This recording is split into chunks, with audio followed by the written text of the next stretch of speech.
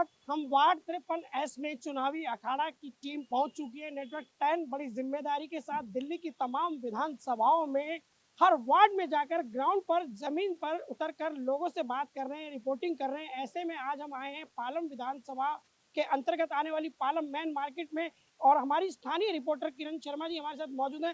किरण जी, यहाँ कौन विधायक है? भावना गौड़। चलिए, भावना गौड़ विधायक हैं और निगम पार्षद जो है वो भाजपा से हैं। आज तफ्तीश करेंगे कि वार्ड 53 की मैन पालम मार्केट में क्या क्या समस्या है। सबसे पहले हम चलते हैं संजय अग्रवाल जी के पास, जो यहाँ के प्रधान जिम्मेदार व्यक्ति हैं और समझ रखते हैं इस पूरे इलाके की। सर, नेटवर्क 10 की टीम पूरा पूरा स्वागत करती है आपका, चुनावी अखाड़ा में स्वागत है। क्या कहेंगे, क्या मुद्दे हैं यहाँ? नेटवर्क टीम के माध्यम से मैं भी बताना चाहता हूँ, पालम मेन मार्केट एसोसिएशन हमारी 1962 से बसी हुई हमारी पालम कॉलोनी। और यहाँ पे जो अभी मुख्य जो एक तो पार्किंग की समस्या है और एक फ्लाईओवर के ऊपर बैग है वो शेड नहीं लगे हुए, जिसकी वजह से ऊपर से पानी की बोतलें वगैरह वाइन्स की गिरते हैं और नुकसान होता है व्यापारियों को। सर, लगातार हम दिल्ली को कवर कर रहे हैं, तमाम जगह हमने देखा कि पार्किंग की कमियां हैं।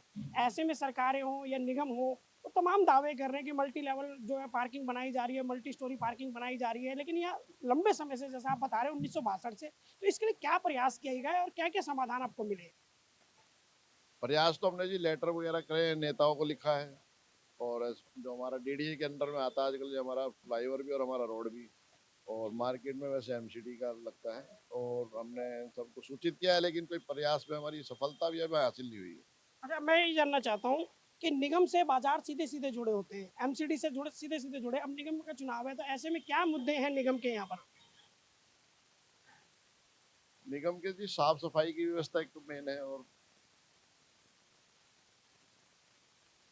सीवर वगैरह के ही सफाई का है। और सीवरों में सबसे बड़ी दिक्कत जाती है, कोई बोलता है एमसीडी के, कोई बोलता है दिल्ली जल बोर्ड के, तो वो भी एक हमारे लिए, सब लोगों के लिए परीक्षा की रहती है। फिलहाल जो अभी स्थिति है यहाँ की, साफ सफाई व्यवस्था की बात करें, गाड़ी की बात करें, टिपर की बात करें, स्ट्रीट लाइट की बात करें, पार्कों की मेंटेनेंस की बात करें, फुटपाथ की बात करें, तो कितने संतुष्ट पाते हैं आप?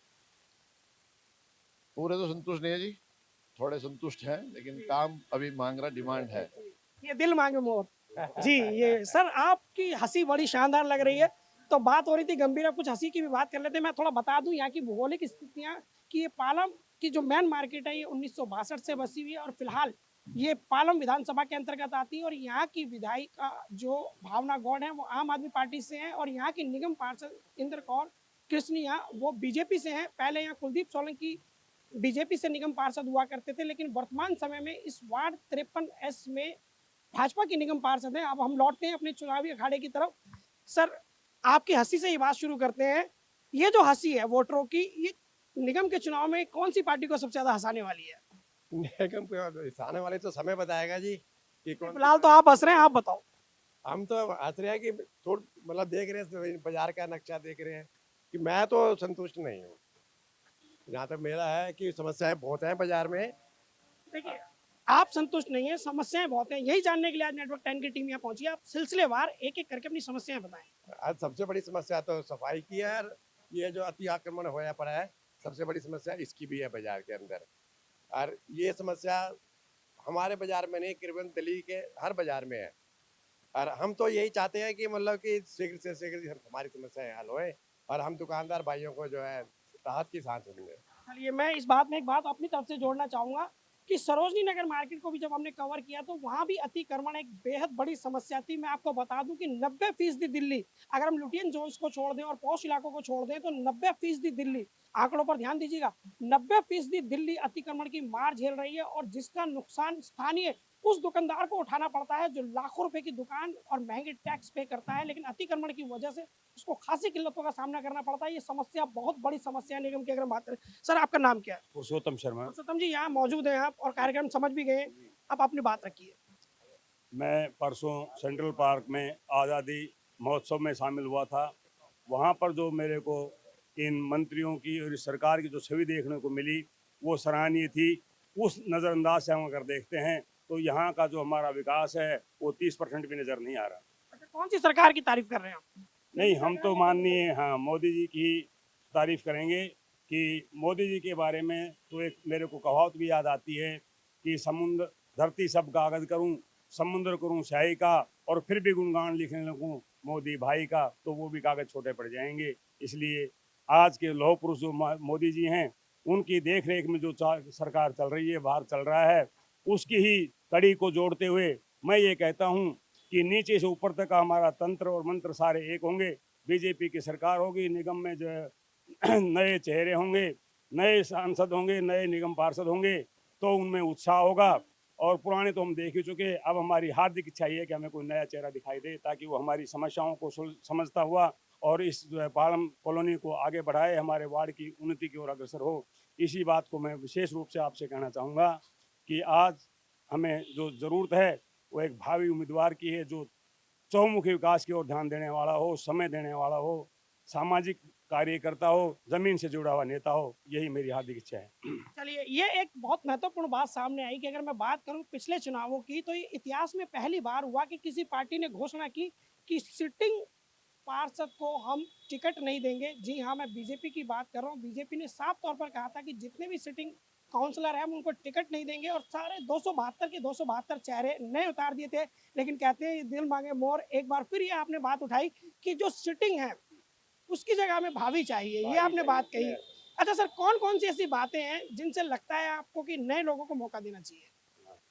जो आदमी, जो कार्यकर्ता जिस पार्टी के साथ जुड़ता है, वो कुछ ना कुछ अपने चेहरे पे अपने जज्बात लेके चलता है, और उस जज्बात को, उस विकास को करने के लिए उसमें एक जुनून होता है, एक जोश होता है। वो अगर नए चेहरों को मिलेगा तो वो जज्बात और जज्बे के साथ उठेंगे, और उनकी जो अंदर आत्मा है उसमें जो काम करने की जो पूर्ण रूप से जो पूर्व अनुमान अनुसार जो छवि बनी हुई है, दिल्ली को स्वर्ग देखना चाहते हैं, जो दिल्ली को सेंट्रल पार्क के साथ जोड़ना चाहते हैं, जो दिल्ली को कनॉट प्लेस के साथ जोड़ना चाहते हैं, उसी पालम को जोड़ने के लिए आज की डेट में हमें नए युवा आदमी की ज़रूरत है, नए उम्मीदवार की ज़रूरत है। पुराने तो हम देख चुके हैं। आगे हमारी हार्दिक इच्छा है कोई भी चेहरा जो है वो ज़मीन से जुड़ा हुआ नेता हो। चलिए, ये तो राजनीतिक दल ही तय करेंगे कि किसके सर वो टिकट का सहरा बांधेंगे और किसे टिकट नहीं देंगे। फिलहाल हम दिल्ली के उन मुद्दों पर बात कर रहे हैं लगातार। मैं अपने नेटवर्क 10 के दर्शकों को एक बार जानकारी ताज़ा अपडेट कर दूं कि दिल्ली की तमाम विधानसभाओं में और तमाम वार्डों में जाकर हमने लोगों से बात की, वहाँ के मुद्दों को हम जानने की कोशिश कर रहे हैं, समझने की कोशिश कर रहे हैं, ताकि एक सही और सटीक तस्वीर दिल्ली के निगम चुनावों की हम लोगों के सामने पेश कर सकें। और इसी कड़ी में अभी हम संजय अग्रवाल जी से बात कर रहे थे और तमाम लोगों से हमने बात की, भी इस बात को जारी रखेंगे और जानेंगे कुछ और लोगों से।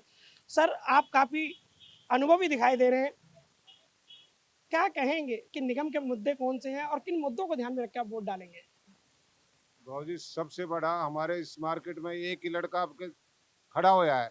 हम तो इस मार्केट का गौरव समझते हैं कि वो लड़का जो खड़ा होया है उसको जिता के ही रखें। सर, हम किसी पार्टी से नहीं कह रहे बात, हम तो उसकी शकल को और उसके कर्मों को देख के कह रहे हैं। मैं ये जानना चाह रहा हूँ आपसे, आप जब मतदान करने जाएंगे, वोट डालने जाएंगे, तो किन मुद्दों को ध्यान में रखेंगे? मुद्दे तो यही है, कॉर्पोरेशन के जो अंडर में मुद्दे होते हैं, ये जो यहाँ के जो पहले करते आ रहे हैं, नाली है, सफाई है, जो सड़क साफ है, ये चीजों का होता ही नहीं काम। आम आदमी पार्टी का कहना है कि इस बार निगम में उनकी दावेदारी मजबूत होगी विधानसभा की तरह। आप आम जनताएं कितना इत्तेफाक रखते हैं? क्या भरोसा, अभी तो आगे आएगा समय जब बताएंगे, अभी तो क्या कह दें। चलिए, ये वो ताश के पत्ते हैं जो समय के साथ खुलेंगे और समय के साथ ही बिसात बिछेगी कि कौन जीतेगा कौन हारेगा। सर, आप बताएं, निगम के चुनाव है, आप दिल्ली के वोटर हैं और वोट देते आए हैं, फिलहाल जो वोट दिया था उससे खुश हैं? फिलहाल जो हमने वोट दिया था, बीजेपी को दिया था, उससे हम खुश हैं। लेकिन हम चाहते हैं कि नया आदमी अब आए जो हमारे इलाके की और ज़्यादा सुचारू रूप से व्यवस्था करे, और सफाई के, सीवर के जो मुद्दे हैं, जैसे पार्किंग का, अधिक्रमण का आपने बताया, अधिक्रमण का वो मुद्दा है, उसके ऊपर ध्यान दे। संजय भाई जो है इस चीज़ पे ध्यान देते हैं, प्रधान बने हैं अभी मार्केट के, तो ये काफ़ी कोशिश कर रहे हैं। हम चाहते हैं कि इनको वो मिले और ये आगे काम करें। अच्छा, मैं एक बात सीधी तौर पे जानना चाहूंगा कि नया हम तब मांगते हैं जब पुराने से काम नहीं चल रहा होता है। आप मेरे साथ आइए, अगर पुराने से काम नहीं चल रहा है तो वो कौन सी वजह है, वो कौन से काम है जिन पर हम पुराने बात से करना काम चाहेंगे? चल रहा है, लेकिन इतने सुचारू रूप से नहीं चल रहा है। जो पहले थे, आपने जैसे कहा कुलदीप सोलंकी थे, अब उन्होंने की जगह वो जो और आई हैं, उन्होंने इतना काम नहीं किया इलाके में। तो नया बंदा जो आएगा, जो पुराने कार्यकर्ता हैं संजय भाई, तो ये काम करेंगे। इनको पालम की समस्या पता है कि पब्लिक को क्या क्या सामना करना पड़ता है। चलिए सर, क्या समस्या मानते हैं दिल्ली? सर मैं दिल्ली का नहीं। जी, कोई बात नहीं। सर, आप दिल्ली में रहते हैं? कोई बात नहीं सर, आप दिल्ली में रहते हैं, वोट भी देते हैं, क्या समस्याएं हैं आपके अनुसार और किनका समाधान होना चाहिए? समाधान यह हमारे जो मेन बाजार के अंदर पार्किंग की सबसे बड़ी समस्या है। पार्किंग और ये रेडी वेडी फल वल के जितने हैं ये दुनिया भर की लगी हुई है, ये सबसे बड़ी मेन समस्या है।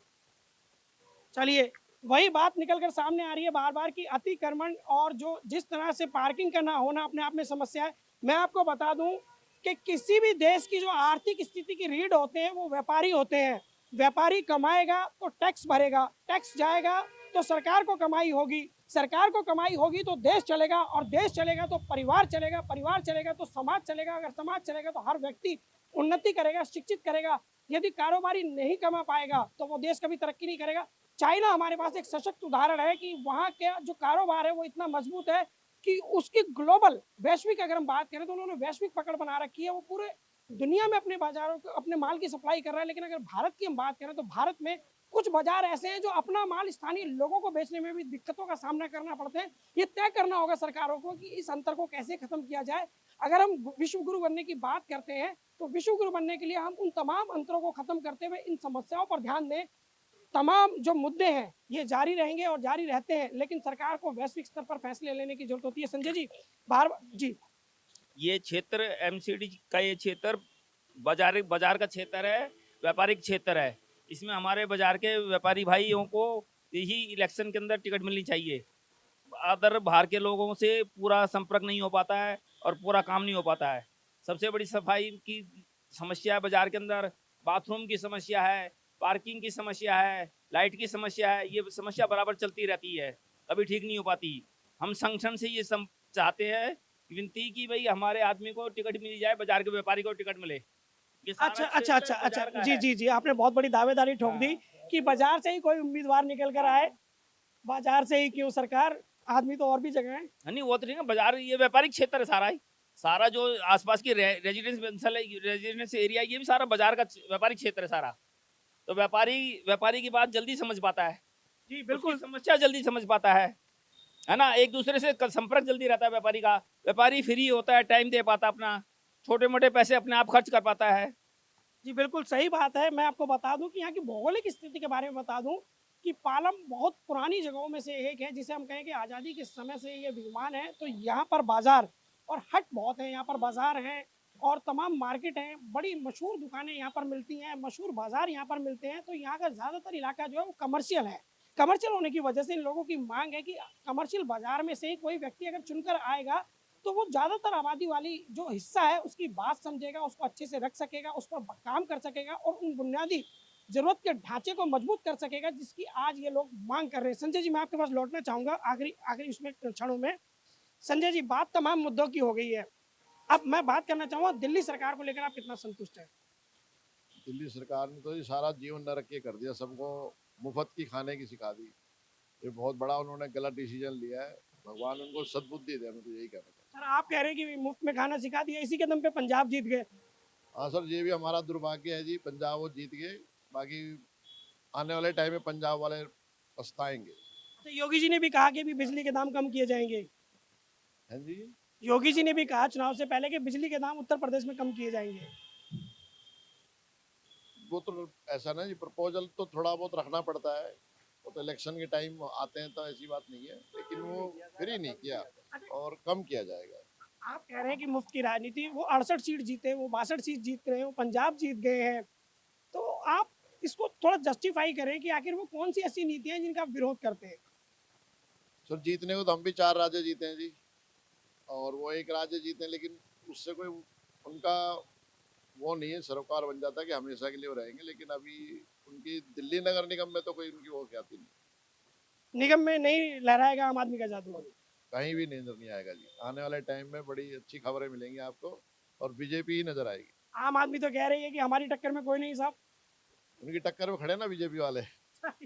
संजय जी ने ताल भी ठोक दी और दावा भी कर दिया, और इनके दावों को कितना सच होगा ये वक्त बताएगा। फिलहाल दावे तो करने भी चाहिए क्योंकि हौसलों की लड़ाई है। ये हमारे साथ बाबा है। बाबा जी, क्या नाम है आपका? हमारा नाम थोनू बाबा। बाबा जी, आप पूरे इलाके में घूमते हैं, क्या परेशानी है? परेशानी कोई नहीं है, सब ठीक है। चलिए, सबके भले में अपना भला वाली कहावत पर बाबा चल रहे हैं। फिलहाल हम चलेंगे कुछ और लोगों के पास में, उन तमाम लोगों से हम बात करने की कोशिश करेंगे। फिलहाल हम एक दुकान के अंदर जा रहे हैं यहाँ पर, और हम बात करेंगे कि यहाँ मार्केट में क्या क्या समस्या है। सर, हम आज चुनावी अखाड़ा के माध्यम से जानने की कोशिश कर रहे हैं कि दिल्ली की ग्राउंड रिपोर्ट क्या है और लोगों को क्या समस्या है। यहाँ पर मार्केट हमारे यहाँ पार्किंग की बहुत समस्या है। तो जी 400 और पार्किंग के अलावा कुछ समस्या आप बताएंगे? फिलहाल तो सबसे ज़्यादा गंभीर पार्किंग की समस्या है। अच्छा सर, एमसीडी चुनाव सर पे है, ऐसे में अगर आप वोट डालने जा रहे हैं तो किन मुद्दों को ध्यान में रखेंगे? नहीं होंगे चुनाव तो होंगे। जी बताइए। चुनाव तो पोस्टपोन हो चुके हैं। अच्छा, अगर आप मान लीजिए वोट डालने जा रहे हैं तो किन बातों को ध्यान में रखेंगे? वही जो भी इस समय पे हम लोगों को सुविधाएं मिल रही हैं वो सब मिलती रहनी चाहिए। जैसे कि बिजली सब लोगों को ऑलरेडी फ्री मिल ही रही है, 200 यूनिट तक जो है वो ठीक है, वरना कंटिन्यू रहनी चाहिए सब चीज़ें। और बाकी है कि सड़कें वगैरह बहुत सारी जगह पे ख़राब है तो वो सही होनी चाहिए। बहुत सारी जगह पे ख़राब है सड़कें, तो रोड तो बहुत जगह ऑलमोस्ट ख़राब ही है। जगह जगह सीवर का काम चल रहा है, कहीं पे जल बोर्ड का काम चल रहा है। पाइपलाइन डेली खुदती हैं, डेली बनती हैं, डेली खुदती हैं, डेली नहीं लगती हैं, तो उनमें सुधार होना चाहिए ना। वो बनती नहीं है, जब चुनाव आते हैं, चुनाव से पहले बनती ही नहीं है। जब तक इलेक्शन नहीं होता जब तक इनकी बारी नहीं आती। अच्छा, क्यों लगता है कि चुनाव के समय ही सड़कें बनती हैं? ये तो सब लोग का, इन लोग का, जितने भी नेता लोग हैं उनका फंडा है सारा। ये चाहते फिर भी आप वोट तो देते ही हैं। नहीं, वोट तो हमारा हक है देने का, वो तो हम देंगे। वोट क्यों नहीं देंगे हम तो, पर लेकिन ये है कि इंतजार रहता है, चलो भी ठीक है भी अपना, चलो 5 साल में आदमी काम कराए, लेकिन काम तो कराए, ऐसे तो नहीं काम नहीं कराए। चलिए, साफ तौर पर इनका कहना था कि सड़कें और तमाम जो विकास की योजनाएं हैं ये उसी वक्त आती हैं कि जब चुनाव होते हैं। ऐसे में एक महिला हमारे साथ है। मैम, महंगाई को लेकर क्या कहेंगे आप? चलिए, इनके पास कोई फिलहाल ओपिनियन नहीं है। हम लौटते हैं अपने प्रोग्राम की तरफ और बात करेंगे चुनावी अखाड़ा की।